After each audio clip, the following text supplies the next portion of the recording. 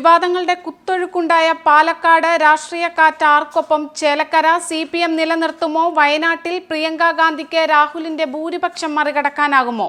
വോട്ടെണ്ണൽ തുടങ്ങി 10 മണിയോടെ ചിത്രം വ്യക്തമാകും.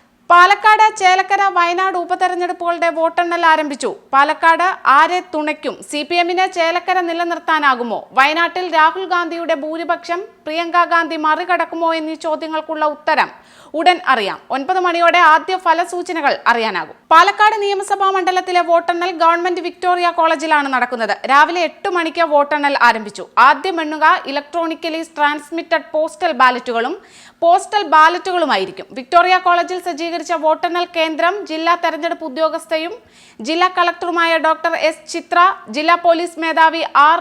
ആനന്ദ്, വരണാധികാരി S. ശ്രീജിത്ത് എന്നിവർ സന്ദർശിച്ച് ഒരുക്കങ്ങൾ വിലയിരുത്തി. പാലക്കാട് രാഹുൽ മാങ്കൂട്ടത്തിലൂടെ മണ്ഡലം നിലനിർത്താമെന്നാണ് UDF പ്രതീക്ഷിക്കുന്നത്. കോൺഗ്രസ് വിട്ടുവന്ന P. സരിനിലൂടെ മണ്ഡലം തിരിച്ചുപിടിക്കാനാകുമെന്നാണ് LDF കണക്കുകൂട്ടുന്നത്. കൃഷ്ണകുമാറിലൂടെ കേരളത്തിൽ വീണ്ടും അക്കൗണ്ട് തുറക്കാനാകുമെന്നാണ് BJP പ്രതീക്ഷ. പാലക്കാട് ഉപതെരഞ്ഞെടുപ്പ് നവംബർ 13-നാണ് നടന്നത്. മത്സരത്തിൽ 2 പ്രമുഖ സ്ഥാനാർത്ഥികൾ മണ്ഡലത്തിലെ വിജയത്തിനായി മത്സരിച്ചു. കോൺഗ്രസിന്റെ രാഹുൽ മാങ്കൂട്ടത്തിനെതിരെ BJPയെ പ്രതിനിധീകരിച്ച് C. കൃഷ്ണകുമാറാണ് മത്സരിച്ചത്.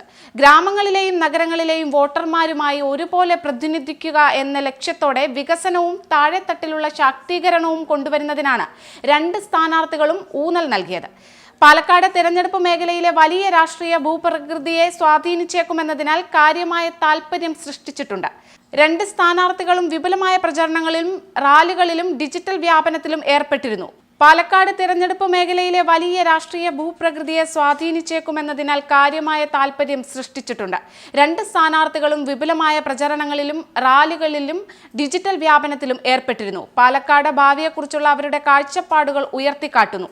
തിരഞ്ഞെടുപ്പ് ഫലം വോട്ടർമാരുടെ പോളിംഗിനെ ആശ്രയിച്ചിരിക്കും. പ്രത്യേകിച്ച് നിർണായക ജനസംഖ്യാ ഗ്രൂപ്പുകളായി കാണപ്പെടുന്ന യുവാക്കൾക്കും സ്ത്രീകൾക്കുമിടയിൽ ശക്തമായ മത്സരമാണ് നിരീക്ഷകർ പ്രവചിക്കുന്നത്. ഫലങ്ങളിൽ പാലക്കാട്ടെ വൈവിധ്യമാർന്ന വോട്ടർമാരുടെ വിശാലമായ വികാരം പ്രതിഫലിക്കാനിടയുണ്ട്. പാലക്കാട് രാഹുൽ മാങ്കൂട്ടത്തിലാണ് UDF സ്ഥാനാർത്ഥിയായി എത്തിയിരിക്കുന്നത്. P. സരിൻ സ്വതന്ത്ര സ്ഥാനാർത്ഥിയായി LDFന് ഒപ്പം തന്നെ ഉണ്ട്. BJP സ്ഥാനാർത്ഥിയായി C. കൃഷ്ണകുമാറുമുണ്ട്. രാഹുൽ മാങ്കൂട്ടത്തിലിനെ കുറിച്ച് പറയുകയാണെങ്കിൽ പത്തനംതിട്ട ജില്ലയിൽ നിന്നുള്ള ഇന്ത്യൻ നാഷണൽ കോൺഗ്രസിന്റെ യുവജന വിഭാഗം നേതാവാണ് രാഹുൽ മാങ്കൂട്ടത്തിൽ. സംസ്ഥാന കോൺഗ്രസ് രാഷ്ട്രീയത്തിൽ KSUവിന്റെ സംസ്ഥാന ഭാരവാഹിയായി പ്രവർത്തിച്ച അദ്ദേഹം യൂത്ത് കോൺഗ്രസ് നേതൃനിരയിൽ 2023 നവംബർ 15 മുതൽ എത്തിയിരുന്നു. യൂത്ത് കോൺഗ്രസ് സംസ്ഥാന പ്രസിഡന്റായി ഇപ്പോഴും തുടരുന്നു.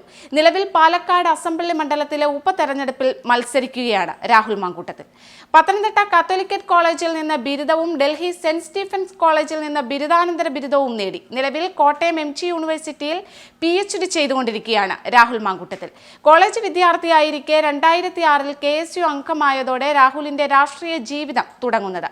കോൺഗ്രസിന്റെ വിദ്യാർത്ഥി യുവജന സംഘടനകളിൽ പ്രവർത്തിച്ച സംസ്ഥാനത്ത് കോൺഗ്രസിന്റെ പ്രധാന വക്താവായി ഉയർന്ന രാഹുൽ 2023-ൽ യൂത്ത് കോൺഗ്രസ് സംസ്ഥാന പ്രസിഡന്റായിരുന്ന ഷാഫി പറമ്പിൽ സ്ഥാനമൊഴിഞ്ഞപ്പോൾ സംഘടനയുടെ സംസ്ഥാന പ്രസിഡന്റായി തിരഞ്ഞെടുക്കപ്പെട്ടു. ഷാഫി പറമ്പിൽ ലോക്സഭാ അംഗമായതിനെ തുടർന്ന് പാലക്കാട് നടക്കുന്ന നിയമസഭാ ഉപതെരഞ്ഞെടുപ്പിൽ കോൺഗ്രസ് സ്ഥാനാർത്ഥിയായി മത്സരിക്കുന്നു. നടന്നുകൊണ്ടിരിക്കുന്ന പാലക്കാട് ഉപതെരഞ്ഞെടുപ്പിൽ കുറഞ്ഞ വോട്ടിംഗ് ശതമാനം തങ്ങൾക്ക് അനുകൂലമായി പ്രവർത്തിക്കുമെന്ന് UDF സ്ഥാനാർത്ഥി രാഹുൽ മാങ്കൂട്ടത്തിൽ നേരത്തെ വ്യക്തമാക്കിയിരുന്നു. പല BJP അംഗങ്ങളും പാർട്ടിക്ക് വോട്ട് ചെയ്യില്ലെന്ന് പ്രഖ്യാപിച്ചിട്ടുണ്ടെന്നും ചിലർ BJPക്ക് വോട്ട് ചെയ്യാൻ കാരണമില്ലെന്നും അദ്ദേഹം നേരത്തെ തന്നെ അവകാശപ്പെട്ടിരുന്നു. ഈ വ്യക്തികൾ മറ്റൊരു പാർട്ടിയെ പിന്തുണയ്ക്കുന്നതിനേക്കാൾ വോട്ട് ചെയ്യാതിരിക്കാൻ ആഗ്രഹിക്കുന്ന കടുത്ത BJP അനുഭാവികളാണെന്ന് മാങ്കൂട്ടത്തിൽ വിശദീകരിച്ചിരുന്നു. അത്തരമൊരു സാഹചര്യം വോട്ടിംഗ് ശതമാനം കുറയാൻ ഇടയാക്കുമെന്ന് അദ്ദേഹം അഭിപ്രായപ്പെട്ടിരുന്നു. മതേതര സഖ്യങ്ങളിൽ നിന്നുള്ള വോട്ടർമാർ ചിട്ടയോടെയാണ് വോട്ട് ചെയ്യുന്നതെന്നും മാങ്കൂട്ടത്തിൽ ഊന്നിപ്പറഞ്ഞിരുന്നു. ഇനി P. സരിനിലേക്ക് വരികയാണെങ്കിൽ കേരള പ്രദേശ് കോൺഗ്രസ് കമ്മിറ്റിയുടെ മുൻ ഡിജിറ്റൽ മീഡിയ കൺവീനറാണ് ഡോക്ടർ P. സരിൻ. അടുത്തിടെ പാലക്കാട് ഉപതെരഞ്ഞെടുപ്പിൽ രാഹുൽ മാങ്കൂട്ടത്തിലിനെ നാമനിർദ്ദേശം ചെയ്യാനുള്ള കോൺഗ്രസ് പാർട്ടിയുടെ തീരുമാനത്തോടുള്ള തുറന്ന എതിർപ്പിലൂടെ അദ്ദേഹം ശ്രദ്ധ നേടിയിരുന്നു. പാർട്ടിയുടെ ടിക്കറ്റ് തനിക്ക് തന്നെ ലഭിക്കുമെന്ന് പ്രതീക്ഷിച്ചിരുന്ന ഡോക്ടർ സരിൻ കോൺഗ്രസ് നേതൃത്വത്തിന്റെ ആഭ്യന്തര പ്രക്രിയകളിൽ അതൃപ്തി പ്രകടിപ്പിക്കുകയും മുതിർന്ന നേതാക്കൾ പാർട്ടിക്കുള്ളിലെ ജനാധിപത്യ സംവിധാനങ്ങളെ തുരങ്കം വയ്ക്കുകയാണെന്നും ആരോപിച്ചിരുന്നു. ഈ പരസ്യ വിമർശനങ്ങൾക്കും ഈ ഉപതെരഞ്ഞെടുപ്പിൽ ഇടതുപക്ഷ ജനാധിപത്യ മുന്നണിക്ക് പിന്തുണ പ്രഖ്യാപിച്ചതിനും പിന്നാലെ പാർട്ടി വിരുദ്ധ പ്രവർത്തനങ്ങളുടെ പേരിൽ ഡോക്ടർ സരിനെ കോൺഗ്രസ് പാർട്ടിയിൽ നിന്ന് പുറത്താക്കിയിരുന്നു. അതിനുശേഷം അദ്ദേഹം ഇപ്പോൾ LDFുമായി ചേർന്നു. തിരഞ്ഞെടുപ്പിൽ അദ്ദേഹത്തിന്റെ പങ്ക് അനിശ്ചിതത്വത്തിലാണെങ്കിലും പാലക്കാട് സീറ്റിലെ അവരുടെ സാധ്യതാ സ്ഥാനാർത്ഥിയായി അദ്ദേഹം പരിഗണിക്കപ്പെട്ടു. സി കൃഷ്ണകുമാർ BJP സ്ഥാനാർത്ഥിയാണ്. പാലക്കാട്ടെ തദ്ദേശ തെരഞ്ഞെടുപ്പിൽ തുടർച്ചയായി 4 തവണയാണ് സി കൃഷ്ണകുമാർ തെരഞ്ഞെടുക്കപ്പെട്ടത്. 18 വർഷമായി പാലക്കാട് നഗരസഭയിലെ വിവിധ വാർഡുകളിൽ വാർഡ് കൗൺസിലറായി സേവനമനുഷ്ഠിച്ചിട്ടുണ്ട്. 2000 മുതൽ ഇന്ന് വരെ 2000-ൽ അദ്ദേഹം ആദ്യ തെരഞ്ഞെടുപ്പിൽ മത്സരിച്ചു. അന്നു മുതൽ 10 വർഷം, അതായത് 2010 വരെ അയ്യപുരം ഈസ്റ്റ് സിറ്റിംഗ് വാർഡ് കൗൺസിലറായി സേവനമനുഷ്ഠിച്ചിരുന്നു. 2010-ൽ അയ്യപുരം വെസ്റ്റിലേക്ക് മത്സരിച്ച് വിജയിച്ചു. 2015-ലെ തദ്ദേശ തെരഞ്ഞെടുപ്പിൽ സി കൃഷ്ണകുമാറായിരുന്നു കൊപ്പം വാർഡിലെ സ്ഥാനാർത്ഥി. പാലക്കാട് മുനിസിപ്പാലിറ്റിയിലെ കൊപ്പം വാർഡിൽ 2015-ലെ തദ്ദേശ സ്വയംഭരണ തെരഞ്ഞെടുപ്പിൽ കൃഷ്ണകുമാർ വിജയിക്കുകയും ഭൂരിപക്ഷത്തോടെ തിരഞ്ഞെടുക്കപ്പെടുകയും ചെയ്തു. 1984 മുതൽ രാഷ്ട്രീയ സ്വയം സേവക സംഘത്തിലൂടെ രാഷ്ട്രീയ കരിയർ ആരംഭിച്ച അദ്ദേഹം 1984 മുതൽ രാഷ്ട്രീയ സ്വയം സേവക സംഘ് യൂണിറ്റിന്റെ വിദ്യാർത്ഥി വിഭാഗമായ അഖില ഭാരതീയ വിദ്യാർത്ഥി പരിഷത്ത് ആദ്യമായി പാലക്കാട് PMG ഹൈസ്കൂളിൽ ആരംഭിച്ചു. ലീഡർ സെക്രട്ടറിയായും പിന്നീട് ABVP-യുടെ പ്രസിഡന്റായും തിരഞ്ഞെടുക്കപ്പെട്ടു. താമസിയാതെ അദ്ദേഹം ABVP ജില്ലാ നേതാവായി. ഇക്കഴിഞ്ഞ ലോക്സഭാ തെരഞ്ഞെടുപ്പിൽ പാലക്കാട് മണ്ഡലത്തിൽ BJP സ്ഥാനാർത്ഥിയായിരുന്നു കൃഷ്ണകുമാർ. കഴിഞ്ഞ 2 തവണ മലമ്പുഴ മണ്ഡലത്തിൽ മത്സരിച്ച് 2ാം സ്ഥാനത്തെത്തി. ഒരു തവണ VS അച്യുതാനന്ദനോടൊപ്പമായിരുന്നു പരാജയപ്പെട്ടത്. സംസ്ഥാന അധ്യക്ഷൻ K സുരേന്ദ്രൻ, ശോഭാ സുരേന്ദ്രൻ എന്നിവരുടെ പേരുകളും മണ്ഡലത്തിലേക്ക് പറഞ്ഞു കേട്ടിരുന്നെങ്കിലും അവസാന നിമിഷം പാലക്കാട്ടുകാരൻ തന്നെയായ കൃഷ്ണകുമാറിന് നറുക്കു വീഴുകയായിരുന്നു.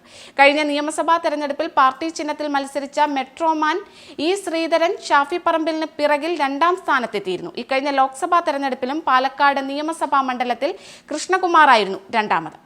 പാലക്കാട് പക്ഷേ നിലവിൽ രാഹുൽ മാങ്കൂട്ടത്തിലാണ് ലീഡ് ചെയ്യുന്നത്. 258 വോട്ടിനാണ് രാഹുൽ മാങ്കൂട്ടത്തിൽ പാലക്കാട് ലീഡ് ചെയ്യുന്നത്.